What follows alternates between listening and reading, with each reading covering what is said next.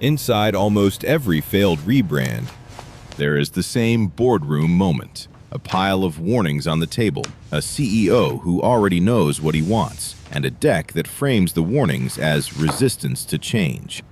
By the time the new logo, name, or color is unveiled, the company has already paid the agency, and the only question left is how fast the public will burn it down. One brand pulled it back in 6 days. Another lost 97% of its sales. 1. Uncle Herschel had been leaning against that wooden barrel since the 70s. Overalls, wicker chair, half smile. Cracker Barrel's largest shareholder spent months warning the board not to retire him. He called the planned rebrand obvious folly in writing. Leadership pressed forward anyway, partnering with 3 marketing agencies and budgeting close to $700 million to modernize the chain. The new logo arrived in August 2025. The old-timer was gone. The barrel was gone. The font was thinned to the kind of beige minimalism Wall Street usually rewards. Within 24 hours of the reveal, the stock fell roughly 14%, wiping out about $100 million in market value. 6 days later, Uncle Herschel was back. The folly had been real. 2. Modern, meaningful, and entirely appropriate. That is how Royal Mail's chief executive described the new name when he announced it in January 2001. The new name was Consignia, the name nobody asked for, replacing one Britain had used since the 17th century. The launch cost about £1.5 million.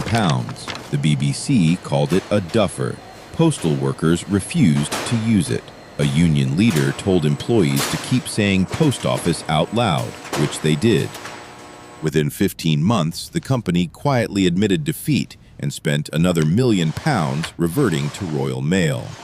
The chief executive's modern and meaningful name had survived just long enough to print new uniforms, then gone. The brand consultancy got paid both times. 3. 20% of sales, gone in 2 months. That was the bill PepsiCo paid for redesigning the most familiar carton in the orange juice aisle. In January 2009, Tropicana replaced its iconic orange with a straw image with a sterile glass of juice and a thinner, vertical word mark. Shoppers could not find the product on the shelves. Some thought it was a store brand. Competitors Simply Orange and Minute Maid quietly absorbed the lost customers. The redesign and the campaign together cost roughly $50 million. By late February, Tropicana announced it was bringing the old carton back. The agency behind the work, Arnell, would later admit the team had stripped away the very familiarity people trusted. Trust, it turned out, lived in the straw. 4. 6 days. That was the lifespan of Gap's $100 million logo redesign in October 2010. The brand swapped its 1990 blue square for a flat Helvetica word mark with a small gradient box floating behind the P. There was no announcement, no story, no testing. Within 24 hours, parody accounts had thousands of followers, and a make-your-own Gap logo generator collected nearly 14,000 spoofs. Gap's first response was to crowdsource a fix on Facebook, which made the situation worse. By October 12th, the original logo was back, and the spokesperson who had called the new design modern, sexy, and cool was now thanking customers for their passion. The decision was reversed faster than the agency had taken to present it. 5. Coca-Cola's chairman locked the original formula inside an Atlanta bank vault and ordered production halted. It was April 23, 1985. The new, sweeter formula had won over Pepsi in nearly 200,000 blind taste tests, and that data, in his mind, settled it. What the test had not measured was loyalty. By June, the company was getting 1,500 angry calls a day. Bottlers complained. A man in San Antonio drove to a depot and bought $1,000 of original Coke before it disappeared. 79 days after the launch, executives stood in front of cameras and brought the old formula back. Coca-Cola Classic outsold New Coke immediately. The chairman had called it the surest move ever made. He had been reading the wrong document. 6. Pastel dunes. Models in moody fashion. Not a single car. That was the November 2024 launch film for Jaguar's new identity, a campaign called Copy Nothing, built around the idea that a century-old British performance car maker should feel less like a car maker. The Leaping Cat logo was retired. The Growler badge was retired. Production of every existing model was halted ahead of an electric pivot. By April 2025, Jaguar sold 49 cars across all of Europe. A year earlier, in the same month, the figure had been nearly 2,000. The CEO who defended the campaign as courageous announced his retirement weeks later. Jaguar Land Rover then put the agency Accenture song under review, looking for someone to rebrand the rebrand. 7. We are introducing another vocabulary word with Pizza Hut, which is the Hut. That was the chain's chief marketing officer in 2009, explaining why pizza boxes in some American test markets had quietly stopped saying the word pizza.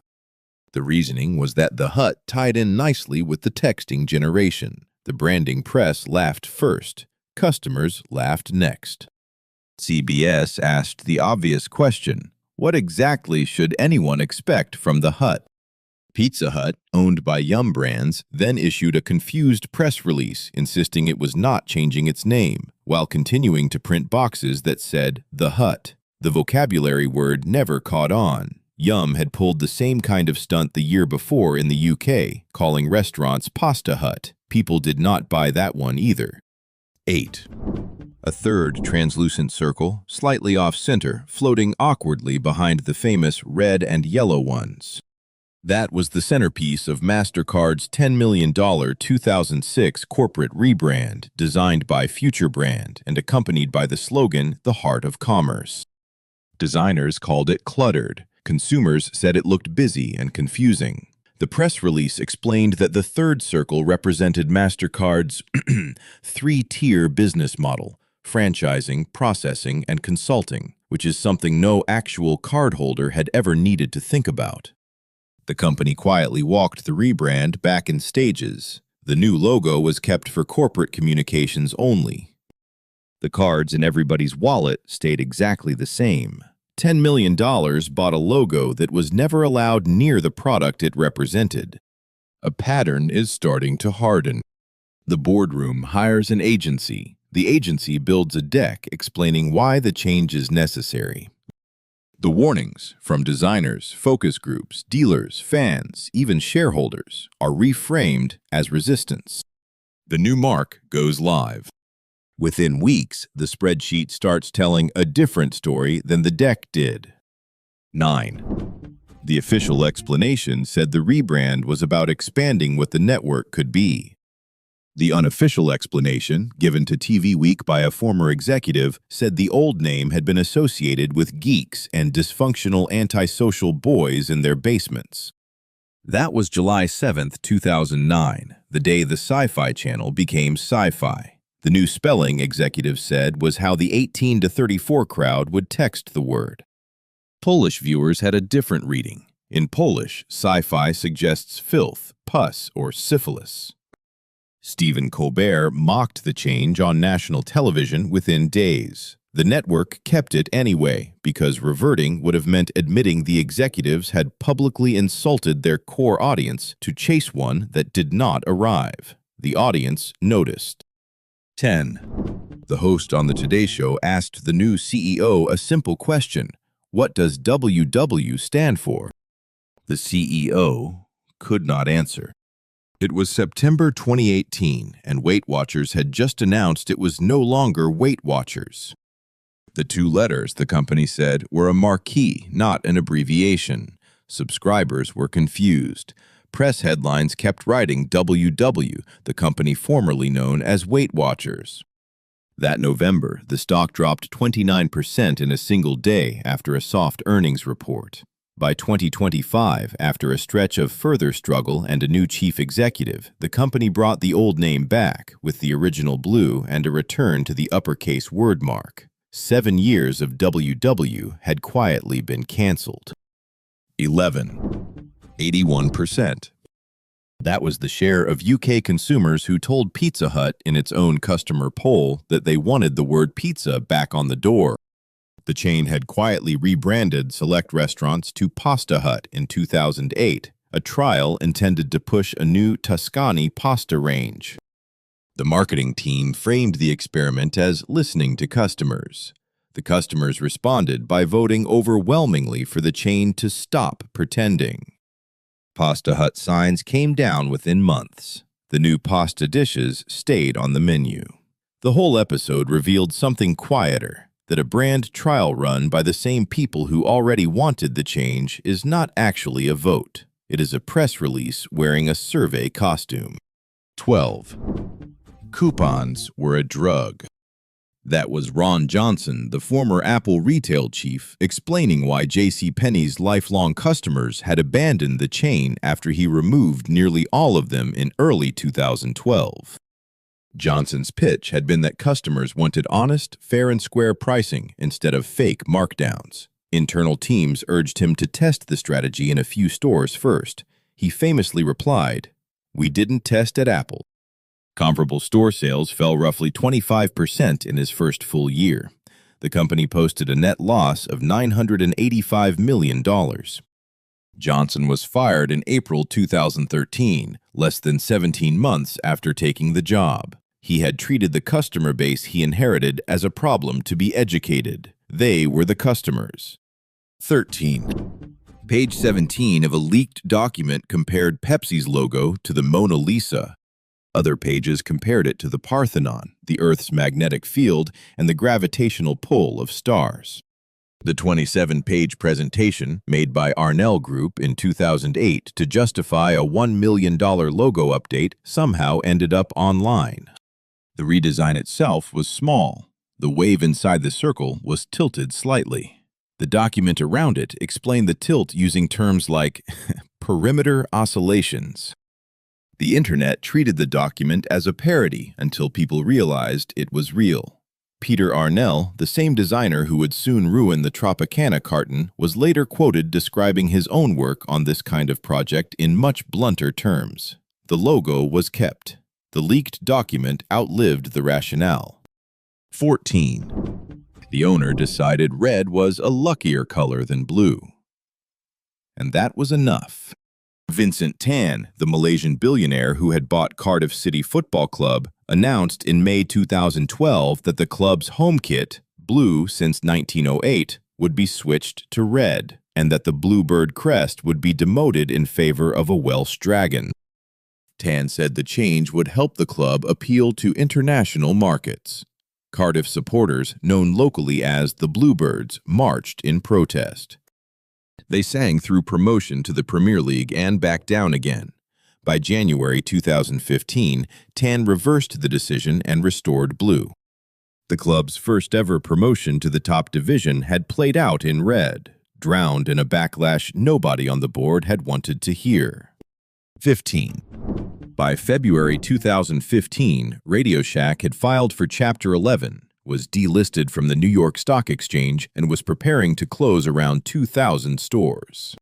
To find the moment the brand stopped fixing itself, rewind to August 2009.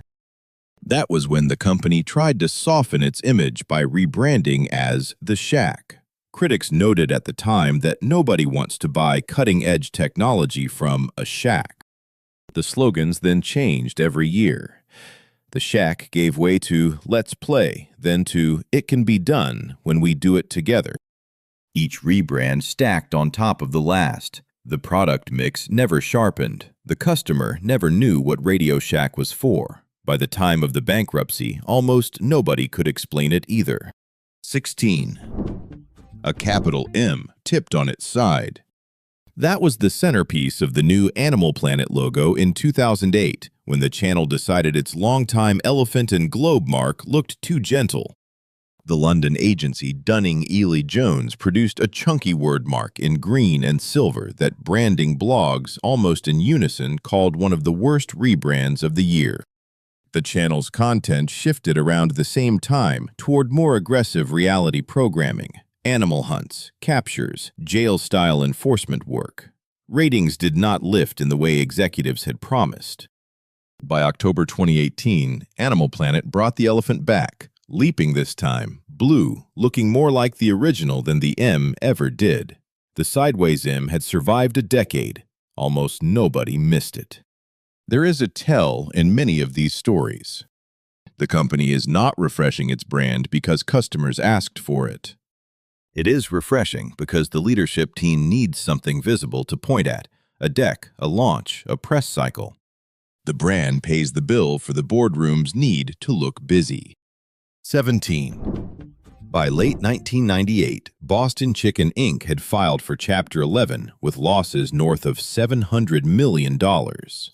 The thread that runs back through the wreckage starts in 1995, when the company changed its name to Boston Market and launched a plan to become much more than a chicken chain. New menus, new sandwiches, even a side bet on a bagel chain called Einstein Brothers. An analyst quoted in the Los Angeles Times warned that the history of the restaurant industry is littered with the corpses of companies growing their store bases in excess of 25% annually. Boston Market opened roughly 100 stores a year through that period. The rebrand had not caused the collapse. The rebrand had been the moment the company stopped saying no to itself. 18. $5.7 billion to $673 million. That is what Twitter's brand value did between January 2022 and 2024, according to Brand Finance, which subsequently dropped the company from its rankings altogether. The collapse traces back to one decision in July 2023 when Elon Musk decided over a weekend that Twitter should now be called X. A bird logo built over 15 years was painted out of the building's signage by Monday morning. Advertisers paused. U.S. ad spending on the platform fell about 54% in the first year. UK revenue fell about 66% in the same period. At a public conference in November 2023, Musk told fleeing advertisers, in language that cannot be printed here, to leave. Many took him at his word. 19. Officially, the consumer brand was Xfinity. In conversation, almost nobody said it. On February 3, 2010, Comcast renamed its TV, internet, and phone offerings under a brand designed to sidestep the negativity attached to the old name. The corporate parent stayed Comcast. Time magazine later listed the renaming among the worst in corporate history. Surveys placed the company at or near the bottom of customer satisfaction rankings for years afterward. The trucks said Xfinity. The bills said both names. Customers kept calling to complain about Comcast. Door-to-door sales reps reported the same conversation again and again. Angry homeowners refusing to hear the pitch until reps clarified, gently, that it was the same company, just dressed differently. The new name had not solved the original problem. It had only renamed it. 20. Within 24 hours of the reveal, fans had compared the new crest to a heartburn medicine logo and a far-right symbol. By that evening, a single petition had passed 50,000 signatures. By the time the count reached 77,000, Leeds United had abandoned the design. The crest had been unveiled on January 24, 2018, after what the club described as a 6-month design process consulting more than 10,000 people. It featured a torso, fist against chest, depicting a fan gesture known as the Leeds Salute. The Supporters Trust said it had never been consulted. Players reportedly hated it. The crest was scrapped within hours of going live. Few rebrands in football history have died faster, and the cost of the consultation that produced it remained, very politely, undisclosed. 21. Vegemite's new name landed during the 2009 AFL Grand Final broadcast. iSnack 2.0. Kraft had crowdsourced naming ideas from 48,000 Australians, then handed the final pick to a panel of marketers, who chose a name no civilian had asked for. The product itself, a creamier blend of Vegemite and cream cheese, was fine. The name was not. Within 4 days, Kraft announced it was abandoning the choice. A gentler second poll produced Vegemite Cheesy Bite, which has lived on supermarket shelves ever since. The lesson was visible from the first commercial break. A naming contest the public does not actually win is a focus group with extra steps. 22.